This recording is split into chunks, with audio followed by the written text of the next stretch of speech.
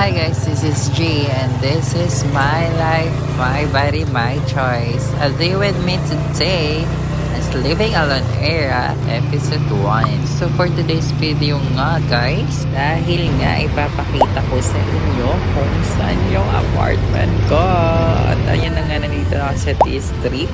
Walking papuntang terminal dito sa tapat ng District Imos at makikita nyo dyan na may van. I talk upon going to Alabang. It's all about 40 to 45 minutes travel. Sobrang sikip nga dyan at nasa dulo pa ako. Super siksikan dyan, B. 60 pesos lang naman yung pamasahe kaya okay na. Mabilis lang biyahe ko dito gawa ng walang traffic. Lumilipad din yung van. Doon yung nakakatuwa pag van yung sinasakyan mo eh. Nalipad talaga siya, B.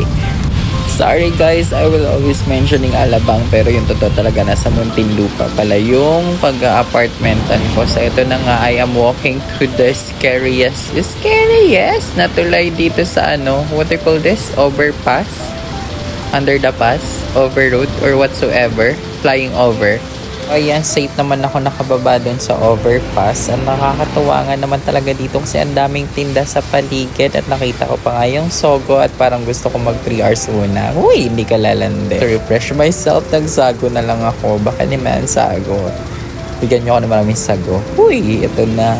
Init-init, diba tirik ng araw? No payong. Basta okay lang, nakahikari naman ako. Sunscreen endorsement. Endorsement.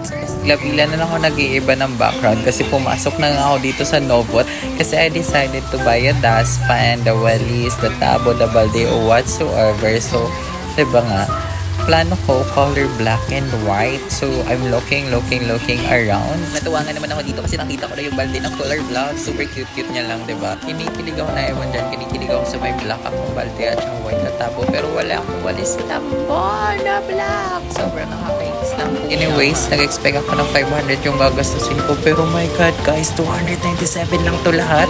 Grabe, ang galing. Forward ka na dito na tayo sa apartment ko. Huy, nasa second floor ako at ako lang mag-isa dito at wala akong kapitbahay. Ito na nga, papasok ko na kayo dito sa aking pintuan. Tapos una-una bubugad sa inyo agad ang aking kusina at makita nyo agad yung mga ulam ko dyan.